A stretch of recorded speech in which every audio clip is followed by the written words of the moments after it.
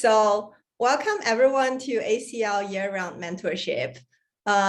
We are a sort of a volunteer program organized by Radha, Mohit, Vinod, me, Ash, and Lisa.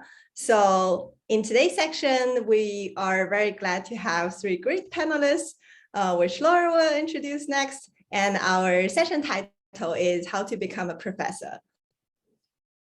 Now the stage is yours. Great, thank you. Good to see all of you. Thanks for coming to today's panel. A little bit about me. My name is Laura Burdick. I am a lecturer in computer science at the University of Michigan, and I did my PhD research in natural language processing and still do some NLP. So since this session is on how to become a professor, I guess I'll just highlight my journey is probably a little bit different from the other two panelists since I am a teaching faculty person, and that generally means that I focus primarily on teaching and less on research, though I do sometimes do a little bit of research. I think in general, there's like a whole spectrum of like whether you focus more on research or more on teaching or somewhere in the middle. And so I'm like more on the teaching side of kind of the faculty job. So that's a little bit different, I think, than where the other panelists are coming from. But I want to give them a chance to introduce themselves also. So Kiran, do you want to introduce yourself? Sure. Yeah. Hi. So I'm an assistant professor at Rutgers University in New Jersey. So I just started this last September 2021. So fresh off the market. I'm not an NLP person. I wouldn't characterize myself as that. Like I do applied NLP stuff. So I can definitely talk about like that aspect of, when we get to that. So my background, I have a PhD in computer science from Aalto University in Helsinki in Finland. So I have also seen like the European market. I did a postdoc as well in EPFL in Switzerland. So I spent like a considerable amount of time in Europe. So, if there are questions about that. And then I was a postdoc at MIT for almost 3 years before I started at Rutgers. At Rutgers, I'm in the School of Communication and Information. So this is like the Department of Information. So it's like the iSchool for Rutgers. And this is like a super interdisciplinary department, and I do interdisciplinary work. But yeah, my background is computer science, so very familiar with the know-how. Yeah, thanks. Thank you. And our last panelist is YZ. Will you go ahead and introduce yourself? Sure, thank you. Thank you for having me here today. I'm Yezhou Yang, actually an assistant professor here at ASU, Arizona School of Computing and AI. Ever since 2016. Before that, I got my PhD from UMD Computer Vision Lab. My background is in computer vision, but ever since the first year of my PhD studies, we started to work on image captioning, tracing back to 2011. I got my first publication in EM NLP, so I consider myself, let's say 30%, 40% NLP person. I truly enjoy natural language processing community. I think it's a very elite community ever since, you've been with CV AI community a lot, and attending conference organized by an NLP community get you some kind of refreshing feeling, especially a lot of the theory in natural language processing that is very elegant. And yeah, I enjoy to be associated with an NLP community as well. Thank you. So we're excited to hear your questions, and I see lots of questions already coming in. I posted a link. I guess I'll repost it one more time to Slido, where you can post questions. And you can upvote the questions that you think are interesting. So if someone else posts a question, you're like, I really want to see the answer to that, upvote it, and then we'll be more likely to answer that. And we'll just kind of I guess we'll go either with the most upvoted question, or we'll just go in order of like when they were asked and start looking down this list. But I see some great questions already. So I think there will be lots to talk about today. So the first question is, for someone who's about to start a PhD program, is there anything extra one needs to do if one wants to be a professor? Thinking about like the mindset that you should have or other things. And Kiran and YZ, feel free to jump in as you wish on any of these questions. So thoughts on that question? Well, maybe I'll start. It's truly, well, first of all, I think it's a very challenging question. So you're asking about to start a PhD program, is there anything extra one needs to do if one wants to be a professor?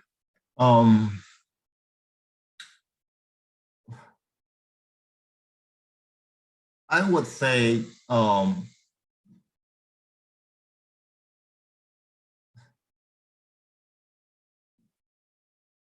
I mean, if I were advising my PhD students who are determined, I think first of all, it's really important to have a goal as early as possible. So a lot of the PhD students getting to the program, they are not determined to pursue an academic career. So it's like, if you are determined to pursue an industrial career, that's great. But once you're determined to do that, you pursue one route.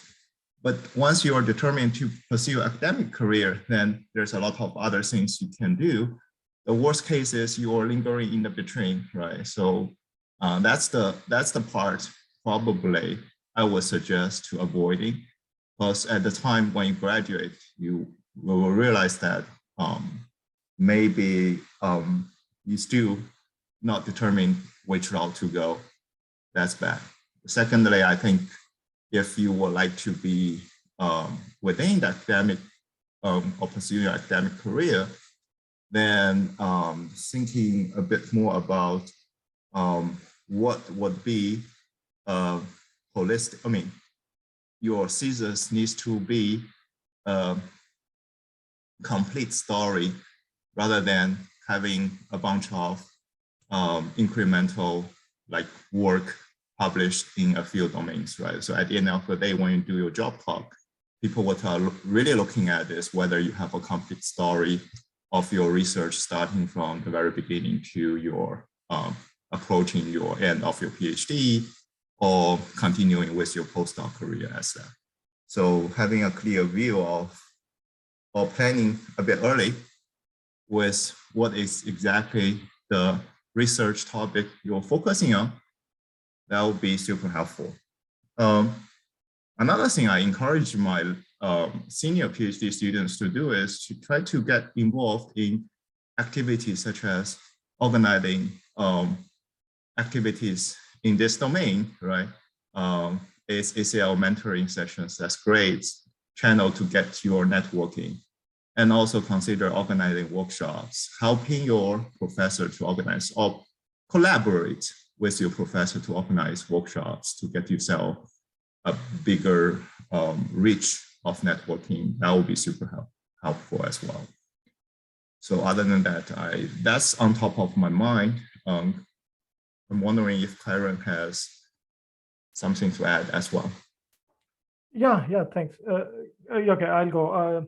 So yeah, in general, broad disclaimer, all the panelists here, there's this thing called survivor bias, right? Like, so, you survived, you succeeded. So whatever you say is probably going to be biased whatever we say is biased in that sense. So nothing is absolute, things worked out for us, that's what we're going to talk about, but it does not necessarily mean other things may not work out. These are usually the broad generalizations, sometimes may not be correct. Apart from what Yezhou was saying, what I wanted to add was, so first is, okay, if you're just starting a PhD, having a broad goal, right, like might be a good thing, right? Like, okay, you want to say, okay, I want to do this, that's good, but 5 years is a very long time. So, a lot of things can change with that. So, you don't have to be really worried that you don't already have clarity on whether you want to go the industry route or the academic route. If that's not the case, that's perfectly fine. 5 years is a super long time. And that's part of the journey, like where you figure out, okay, this is the route that I want to go. And that might happen in, down the line, 1-2 years down the line, you will get some clarity. Okay, this is how industry works, this is how academia works. At least for me, that's how it works. Adding on top of what YZ was saying, again, like these are not probably relevant if you're just starting, but if you're already down the PhD, maybe 2 years down the line, then if you want to go to academia, getting your hands on grants maybe sometimes if that's possible. The other thing is internships, right? So you can also aim for more academic kind of internships that improve your network. Again, industry internships are great, but sometimes you might get a publication out of it, sometimes not. So yeah, these are the two things I wanted to add here. Thanks. Those are all really helpful thoughts. I'll just add on the teaching, if you're more interested in the teaching faculty route, there are somewhat different things that you can do to prepare for that. And I guess I should maybe explain a little bit what I mean by teaching faculty versus research faculty. So okay, as a disclaimer, I don't really know exactly how this works in non-American institutions. So that might be something that if someone else wants to jump in on that. But in institutions in the United States, typically you have tenure track professors, and those tend to be more research focused. And then you have teaching faculty, which are called a bunch of different things. Sometimes they're called teaching faculty, sometimes they're called lecturers, sometimes they have some other title. And tenure track faculty do teach. They usually teach 1 or 2 classes a semester. It depends on what institution you're at. But they also are responsible for running a research lab with PhD students and getting grants. And so there's kind of a balance between teaching and research if you're tenure track faculty. There's also another path you can go where if you're at a large American institution, you can just be teaching faculty, and then your responsibility is you teach more and you don't run a research lab with PhD students. You don't typically write grants. You can do some research on the side, typically with undergrad students, but you're not running a big research lab, and you're teaching more than the tenure track faculty would be. And there's all sorts of variations on this theme in different institutions. So if you go to an American liberal arts institution, for example, usually it's maybe 75% teaching, 25% research as an estimate, but different liberal arts are a little bit different. And I think maybe this balance is slightly different in different countries around the world. And so, but there's going to be a balance between teaching and research, and it's kind of just how much you do of both. So when I say teaching focused faculty, that just means a position where you're doing more teaching than research, and you're more focused on the teaching side and less focused on the research side. That's kind of what the distinction is there. And if that's something you're interested in, then I would say as a PhD student, you should try to teach as much as you can. Try to seek out opportunities, and particularly if you can be the primary instructor for a class, that's going to give you really good experience. It's going to tell you if you like it, and that's going to help you get a teaching job, to have that experience, to say, I've been the main teaching faculty on this class. So if you can get teaching experience, and if you can get in touch with people who care about teaching and teaching faculty, and you can make connections there, that's something you kind of want to think about in that direction. And that's not always something that's built into PhD programs. So that's something you want to think about, kind of separately if you're interested in that track. Cool. Okay. Next question. How much does your institution matter for getting a tenure track job? And I'm actually going to combine this with a question that was also asked: how much does the reputation of the university matters from where you get your PhD for getting a faculty position in a good university? So both of these questions are about the reputation of the university you get your PhD at. How much does that matter for getting a tenure track job? On the teaching side, I don't know that it matters all that much. Maybe a little bit. I think what matters more is the teaching experience and then your teaching demo. I think, and this I'll let Kiran and YZ speak to, I think it probably matters a little bit more on the tenure track side, but I would love to hear both of your opinions on that.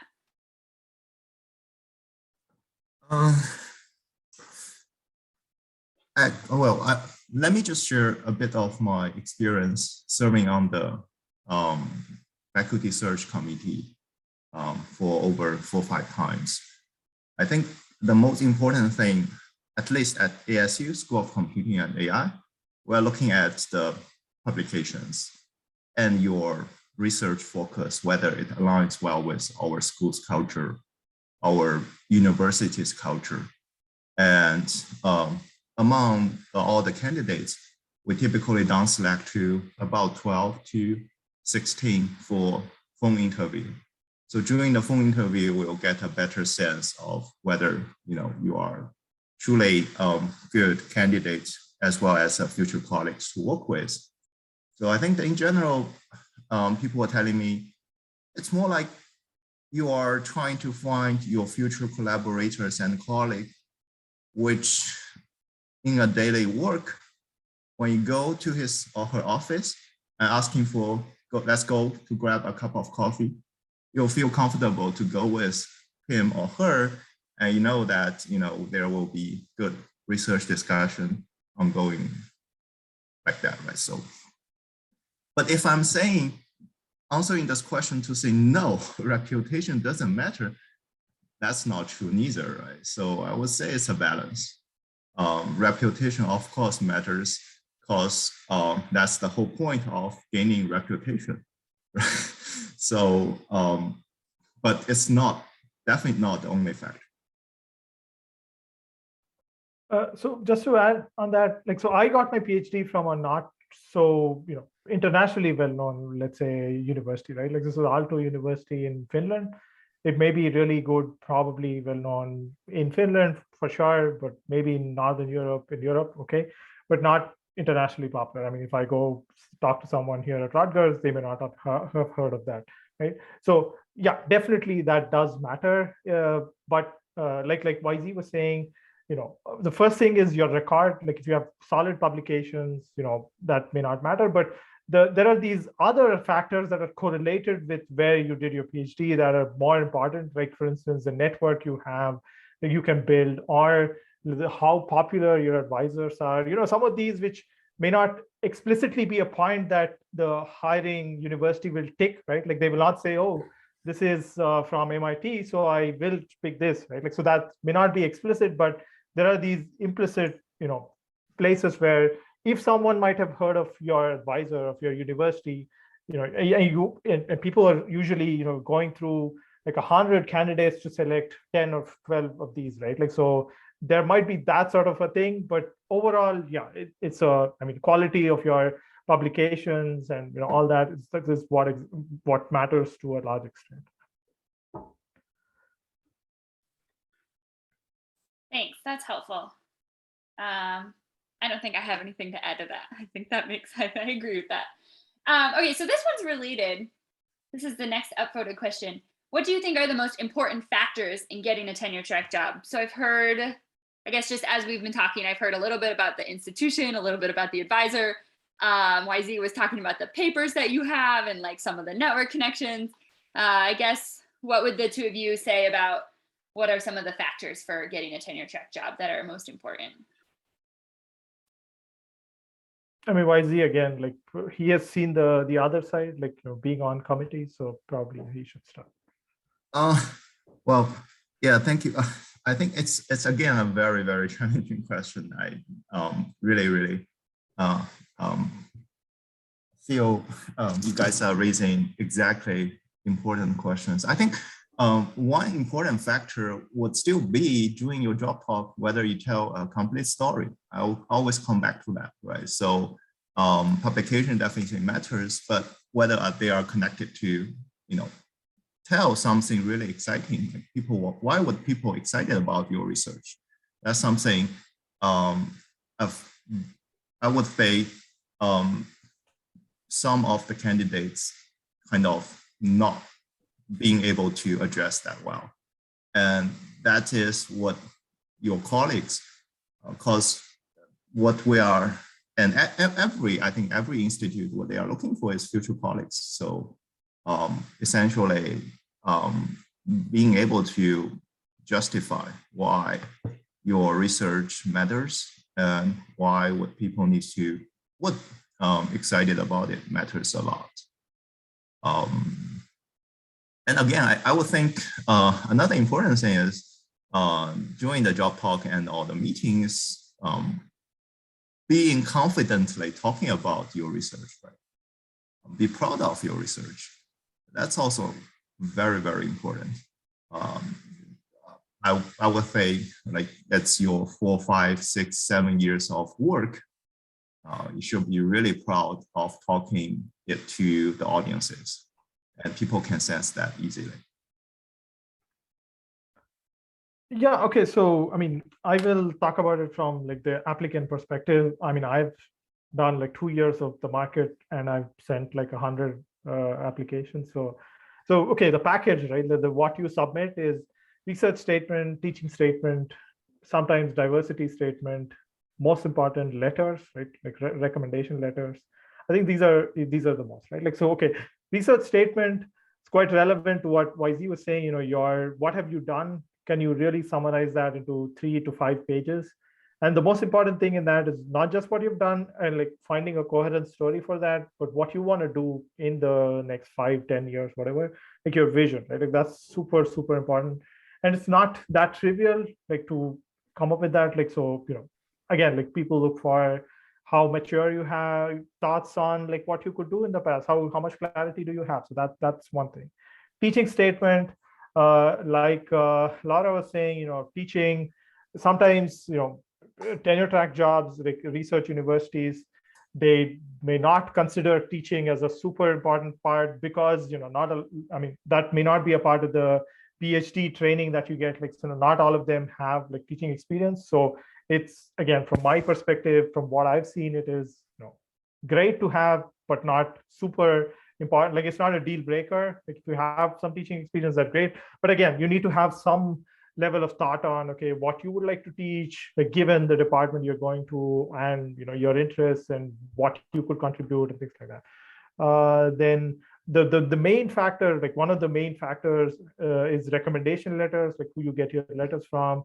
And that's where, like the previous point we were talking about, like, you know, if your advisor is well known in the community, like their letter might be more important, right? Like, and a lot of these factors are for getting your foot through the door, right? Like, so, and that's where probably the reputation of your university might play like a 1% role or whatever, like where getting that phone call, the phone interview, or the on-site call or things like that is already, and if you are in the top 10%, your chances are much, much higher, right? Like if 100 people apply and 10 are getting a call, like then you want to be in that 10, right? Like, so all these will only get you until there, your foot through the door. But then there are all the other factors, like your talk and how you interact with the faculty. Like, you know, you're judged on various things on there. So yeah, so this is what I felt.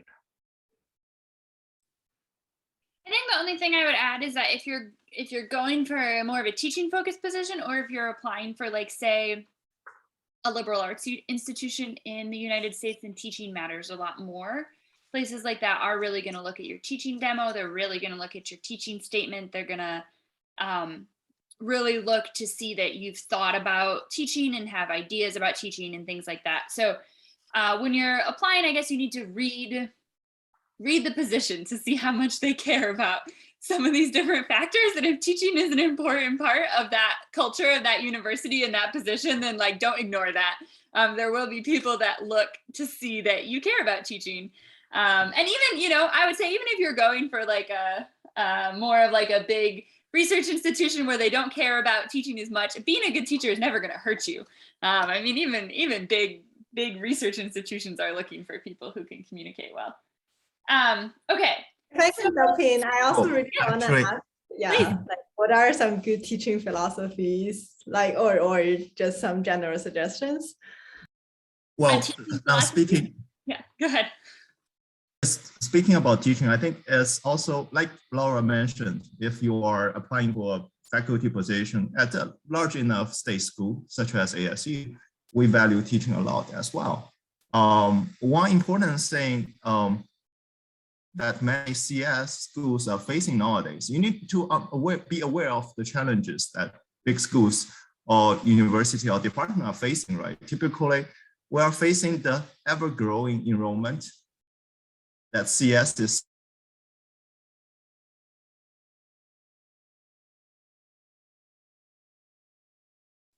Oh, I think we lost YZ. Maybe he'll come back in a minute.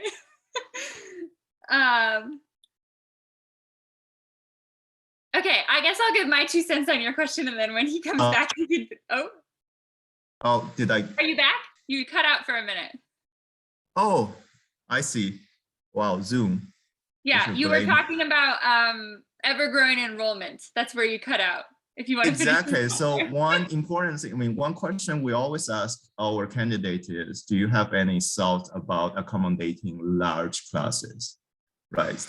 By large, I mean over 200, 300 students taking your class at the same time. And we do value candidates has thought about it, right? So ever thought about innovating new pedagogical ways to deal with large classes. And for example, using online tools to interact with students more efficiently, how to manage a large TA team and grader teams, how to make your class engaging at the same time attending to a large classroom. So this actually relates to teaching philosophy, all that, right? So I was thinking, have a bit of thinking in your teaching statement to deal with this kind of challenges will be appreciated, especially for large state schools. I will second all of that. At the University of Michigan right now, all of the undergrad computer science classes are at least 150 students per section. It's more common to see 200, 300. I mean, some of our undergrad classes have thousands of students, in which case you have multiple faculty members working with them. But if you're really often, if you're applying for a job like that, you're not teaching in a classroom with 20 students. And so if your teaching philosophy is only applicable to a classroom with 20 students, like, people are at least going to ask you, like, how would you scale this up to something a little bit larger? And I think a big part of teaching such a big class is you do have a really large team of teaching assistants, which are often undergraduates and graduate students. And so a big part of your job teaching is working with those teaching assistants to make the class run well, which takes leadership, which takes organization. You know, there's a whole set of skills that come with managing a team of TAs that you don't necessarily think about when you think about teaching. Other things you should think about for teaching philosophy is how are you going to engage students with the material? If you know anything, if you haven't thought about like something called active learning before, I would go look that up. And I would think a little bit about active learning. Active learning is just ways to engage students interactively with the material. And there's lots of research that shows students learn a lot better if you do that. And there are ways to incorporate that in small classes, but also in really, really big classes, you can still incorporate active learning. Sometimes it's a little harder, but can be done. Thinking about incorporating students who have different backgrounds, maybe students who have computer science backgrounds versus not computer science backgrounds, people who come from different cultural backgrounds, creating an environment where students feel comfortable asking questions, where they feel welcome in your class. You know, I mean, I think you can go as deep in the teaching philosophy as you want because there's so much research about teaching. But I think hitting on some of the key ideas of teaching, like active learning, thinking about a little bit about how do you assess learning?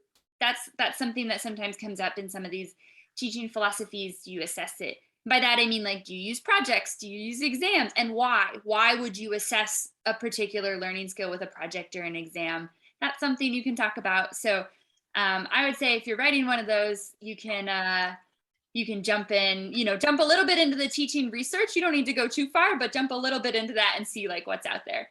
And I see a book recommendation. Awesome, in the chat. So check out the book recommendation.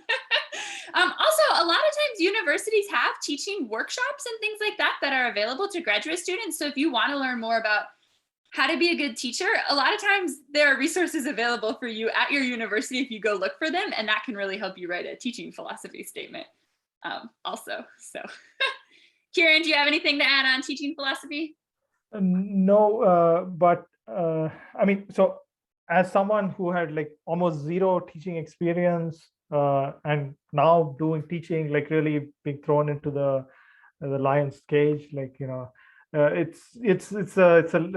mean, so if people are at that stage where you're finishing a PhD, you don't have a lot of teaching experience, I think, I mean, going back, I would have thought of it as, what courses did you take? Did you enjoy right? Like, and what do you, I mean, some of these factors like reading up, like definitely will help. Some of those are implicit, like you can feel that, but you may not be able to articulate it, right? Like this active learning definitely is something that you might have worked for you, but you may not know that term or things like that, right? Like, so, reading up for sure will help. But other than that, like, just reflecting upon, okay, what are good teachers that you've had and what did they do that help you, right? Like, and then trying to frame that as, okay, these are things that I feel worked for me.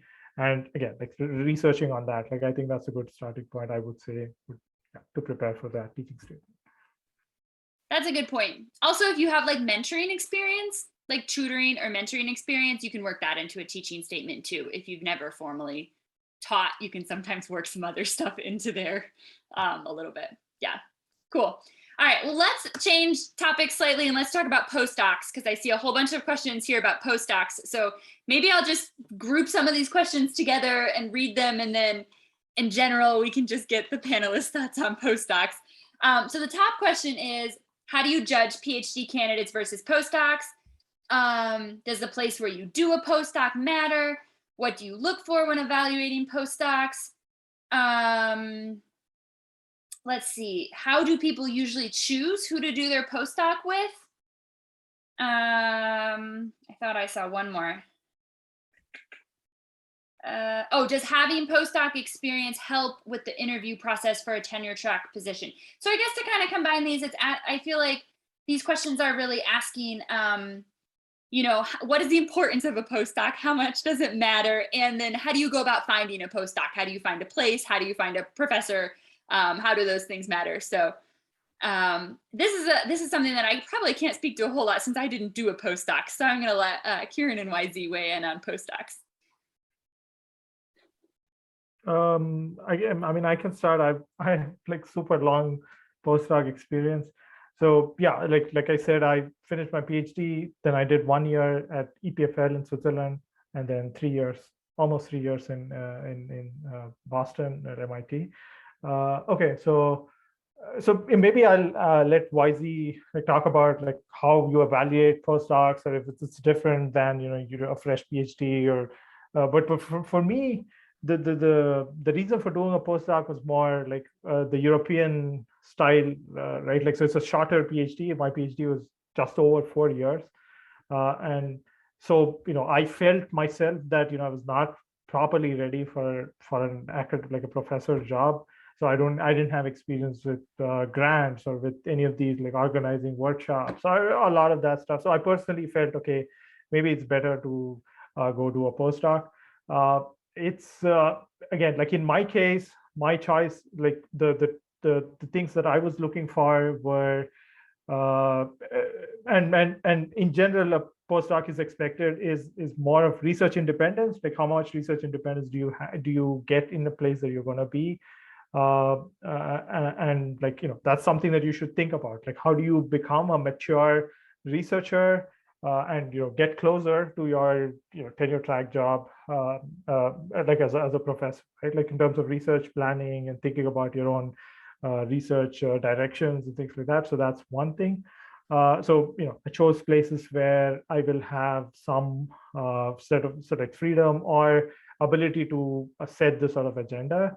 The other was just more name recognition. Both EPFL and MIT are much more popular, well-known than Aalto, for instance. That was another consideration that I had. What else? Yeah, I mean, access to resources / PhD students. Like, are you going to just work with the advisor, or how closely are you going to work with the advisor? And is it just just this way, or like, again, like in terms of being a mature researcher, do you get a chance to work with other PhD students? Like, can you publish with them independently? Can you be the lead, like a senior author on some of these papers and things like that?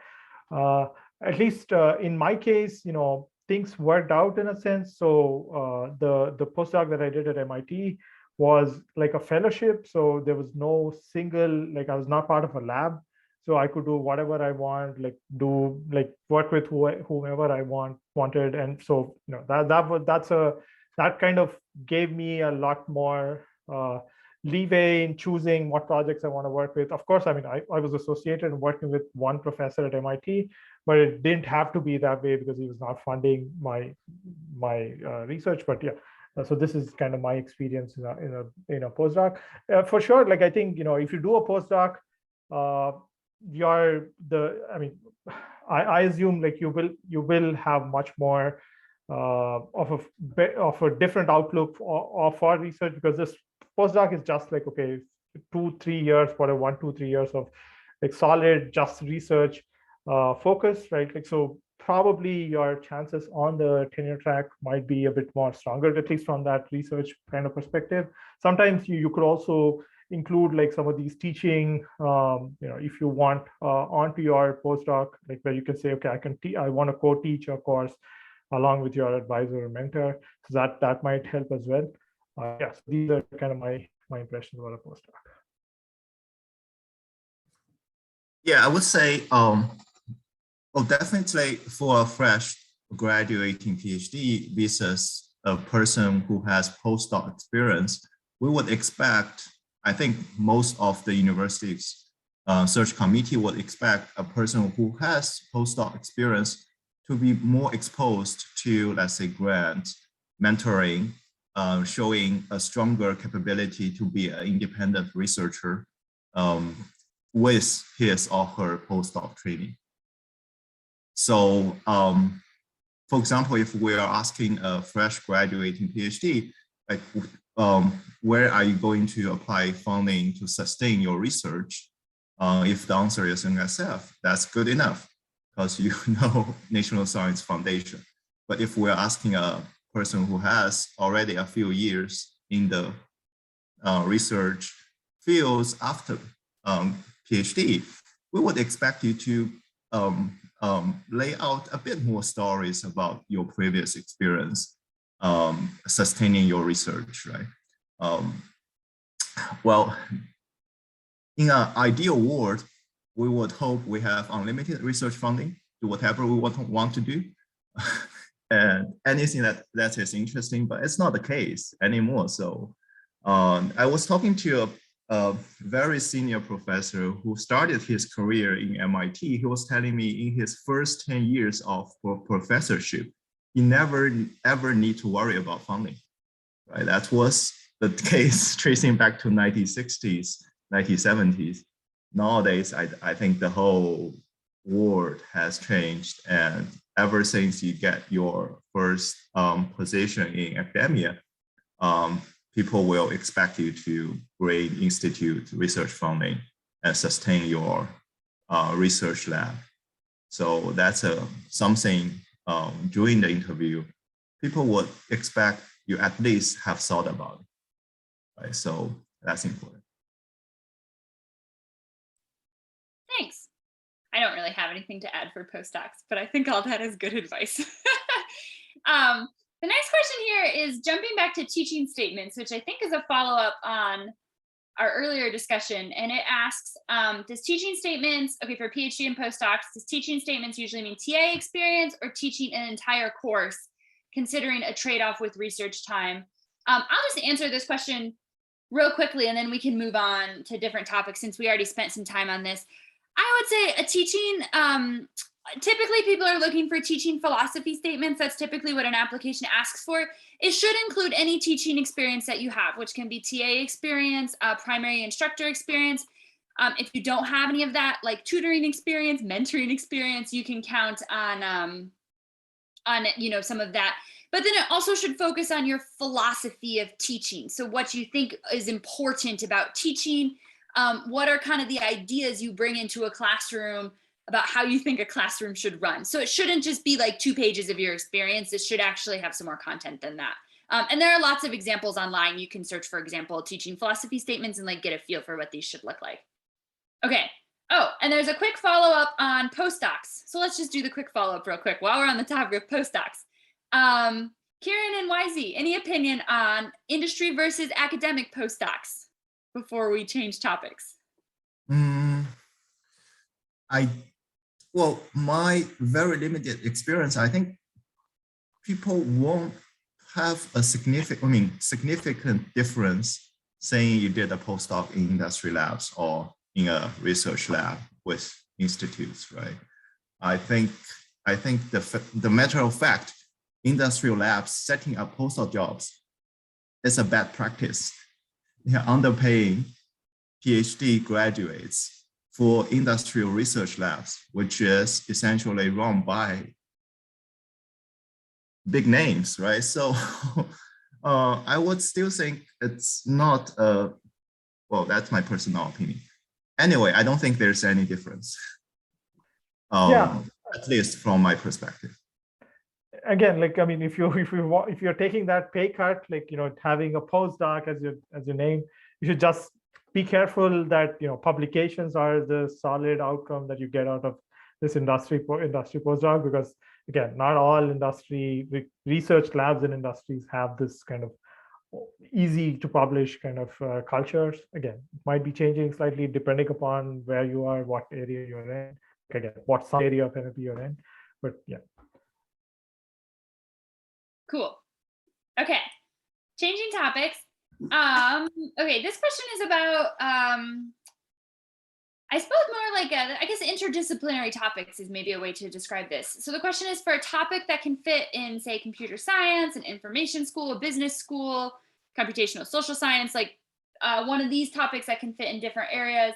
How does being in a different department or a different location differ, for example, by the number of PhD students, funding, recognition? Kiran, you might be particularly able to speak to this since you do some computational social science. Yeah, I can definitely. I mean, so I have a degree in CS. I am right now in an high school, and I used to work with the person at MIT in the business school. So I really have seen these three. So, I mean, these are different worlds, right? Like, so, okay, CS and high schools probably intersect, but not necessarily. I mean, Michigan high school is probably a good example of like where the intersection with CS is good enough. But for instance, the Rutgers high school is super on the other end of the spectrum where it's not really a CS, like they don't have a lot of intersection with CS. So, and business schools are completely their own beast, right? Like, so they have their own market, like they have their own hiring, and so again, like job market, like the faculty markets and stuff like that. And so let's say business schools, I would say you can set apart, like, if you want to go to a business school, you'll be in a completely different market. You publish in completely different journals, I mean, they don't publish in conferences.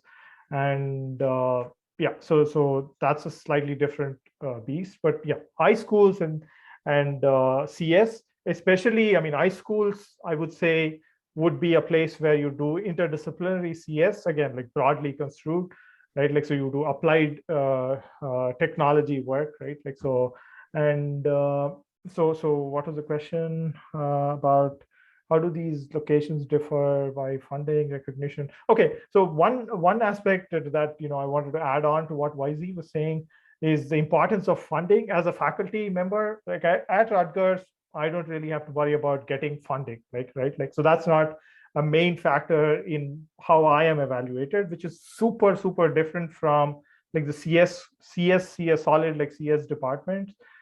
Again, like it depends on department to department, but usually, like, high schools, business schools, even as faculty, you don't have to worry about funding. Again, this is true for Rutgers, true for some others, but not necessarily everything, which may not be the case for like CS departments. So that's one thing. Access to PhD students is also very different. Like at Rutgers, there's no concept of a lab, right? Like where I can hire like 5 PhD students, and that does not exist. Again, it is tied to this sort of funding model because you fund, like you just, I mean, there are centrally recruited PhD students. So, the department recruits 5 students every year, and they choose to work with you, rather than in a CS model where you are given like $1 million and you fund like, 3 or 4 PhD students and you build your own team. So that's slightly different from an high school. And a business school is very similar to this. Like you're centrally recruited, a PhD student is centrally recruited, and they choose to work with you, which is again good and bad. Like, they have both pros and cons. Yeah, recognition, not sure. Like, again, depends on type of work you do, what type of recognition you mean, and stuff like that. So again, like if someone wants clarity on, like, you want to clarify that question, I can answer better, but otherwise, yeah, these are the thoughts. YZ, do you want to add anything to that? Oh, I almost start questioning myself, my career path choice, listening to Karen already. Well, I would say, yeah, I would say there is, I think it's also fairly common nowadays with all the interdisciplinary research ongoing. Many of our new faculties will have two homes. So it's called joint hire between one department and another department. So we have new faculties jointly hired by CS as well as social science, let's say CS, as well as the media science. But I think the important thing is, even you got co-hired, there is still this concept of home school where you hold your tenure at. So, so if you get into such a situation, I would suggest you clarify with the chair, like which one is actually your home school, because that matters a lot. Yeah, so on that point, like I really have a lot of thoughts on interdisciplinary research. Like everyone likes interdisciplinary research. Nobody will pay for it, like as a salary or hiring you. So you really should be, okay, this is my home, as in like not the home department or whatever, but if you're doing like, let's say applied NLP, right? You should always say, okay, I publish in ACL, but applied, part of that conference. I publish in CSCW, that's my home. And I do NLP methods, right? Like, so you should have a home where people say, okay, this is an existing conference or a community where you should belong. You should not be, have multiple feet and multiple where, so for instance, in my case, I was applying to some schools where people in CS would not consider what I did real CS. People in like sociology, for instance, I mean, there are lots of computational social science positions now in sociology departments. They wouldn't consider me as a sociologist. So, it's really not the good of both worlds. So yeah, it's really important to have a home community, publish there, be, part of that network where you're known. Yeah, that's about interdisciplinary research. Thanks, that's helpful. Okay, there are a couple of questions here about the job market, so we can maybe talk briefly about that. The first question is, do you expect the job market to worsen over the next 2 years, particularly given factors such as the conflicts happening in the world right now? And then there's also a question about how's the faculty job market in the United States versus Europe? If you could be specific to the country, that'd be great. I think my initial thought about that is the teaching job market is really good right now because YZ was mentioning this earlier. Enrollment is soaring, and so we need people to teach all of them. And at this point, I don't expect enrollment to go down in the next few years, at least like based on my experience at the University of Michigan. So I think that that's probably going to stay good over the next few years. I'm not as familiar with the European job market. Or say the research job market. So Kiran, do you have any thoughts on the job market? Yeah. So, I mean, I went to the job market in 2020, like peak COVID, and 2021 was when I got the job.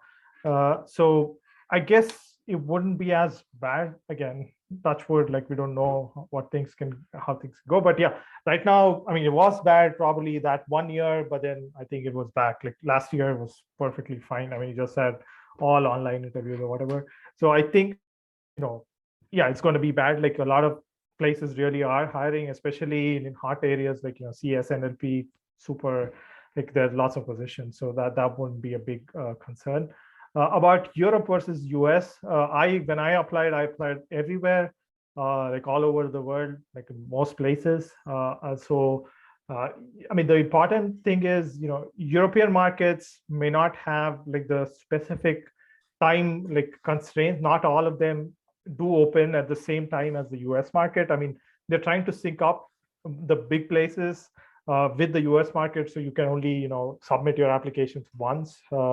But sometimes, a lot of European markets, they do happen through word of mouth, like, through networks, through connections and things like that in off cycle times as well.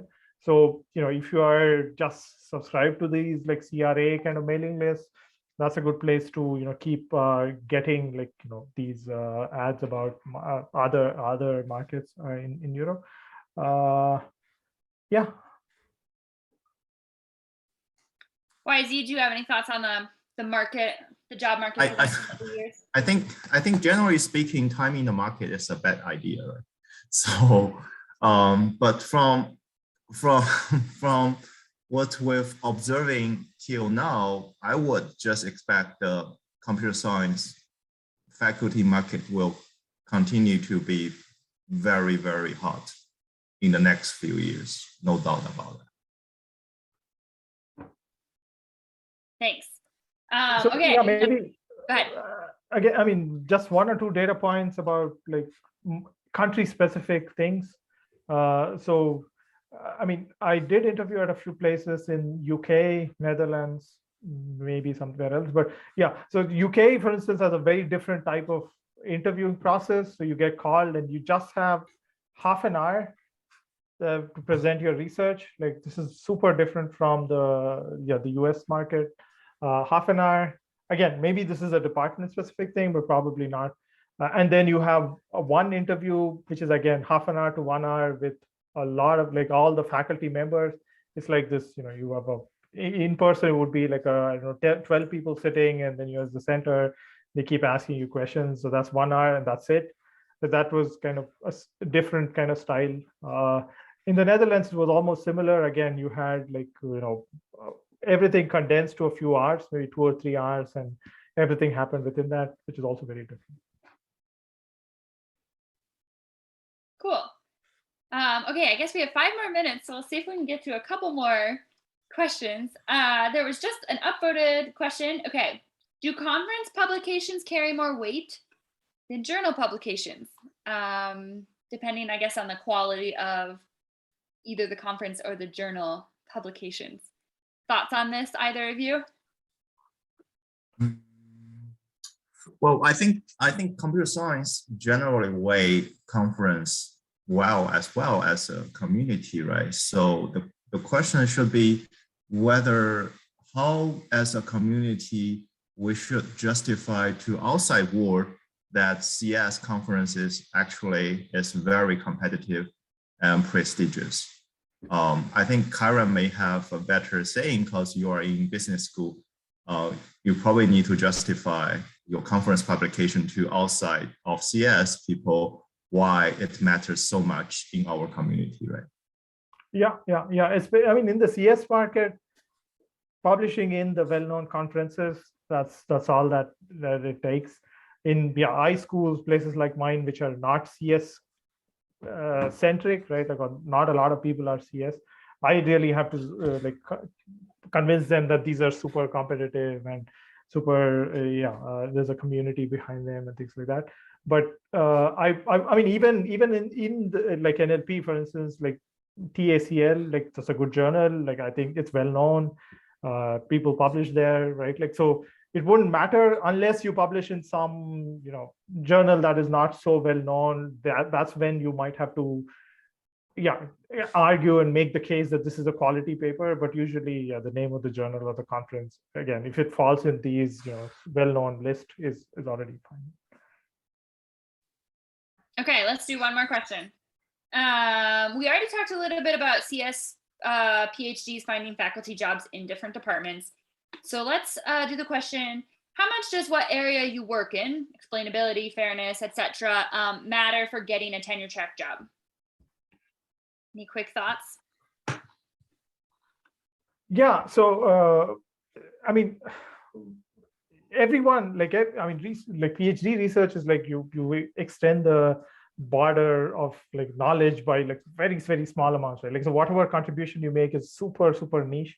So most of the positions, I mean, the academia is hard because most of the positions are really, they're looking for, I mean, if you're very, very niche, sometimes unless you find that position where people are in the department are looking for something like that, it might be, you might have a difficult time. But if it is, general things like that are super hard, like fairness, for instance, is super hard these days. Like, a lot of people are looking to hire people who do fairness in ML, right? Like, so that's a fine thing. But I don't know if that answers the question. Yeah, I think for most of the schools, when they post their faculty jobs, they typically describe what exactly the specialization they are looking for, right? So matching your application to the specific call matters a lot. It's really not about the field. It's about finding the schools that is actually looking for your field of vacancies. Okay, I think we actually do have time for one more. So that wasn't the last question. We've got 2 minutes. How much time do you have to do research after teaching, service, and grant writing? Quick answer, go. 0. Yeah, I would say, yeah, indeed.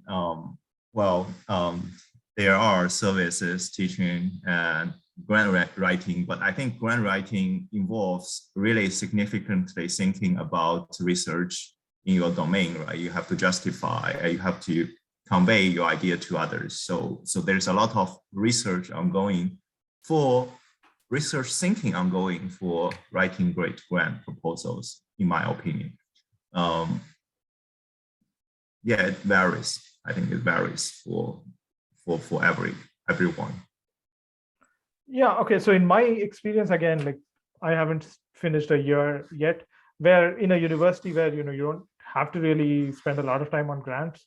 Another aspect that is usually overlooked, again, probably it might be as a Rutgers thing, is you have a lot of other bureaucratic stuff that, like, I don't know, hiring people, making sure they get their contracts done, whatever. Some of them you might have helped, some of them you may not, but this is some part of my job that I'm spending a lot more time than I would have, like, as a postdoc, for instance. So anyway, in terms, how much time do I spend on research? Probably, I would say right now, again, being in the first year, maybe 2 days a week of solid like research, thinking, and writing and things like that. But the others are more about like teaching and the other stuff. Thanks. Yeah, you guys have... well, just add on one more thing with Karen's, right? So I guess any faculty job in any institute doing paperwork is part of the job. Yeah. So myself already has admitted my fate that certain time of my week has to deal with all the paperwork, helping my students, helping other faculties, helping younger researchers, helping senior researchers, right? So that's part of the job. Thanks. So we are at time, which is too bad because you all have so many good questions. We could talk about these questions for a very long time. And I think the questions are excellent. And I'm sorry if we did not get to your question and you really wanted to know the answer. But we're at time, so we're going to end. And I've appreciated this conversation. Thank you all for coming. Zijing, do you have anything you want to add just at the end here about the ACL mentoring program or anything about that? I think all good. Thank you, Laura, for the wonderful panel. Yeah, well, thank you all.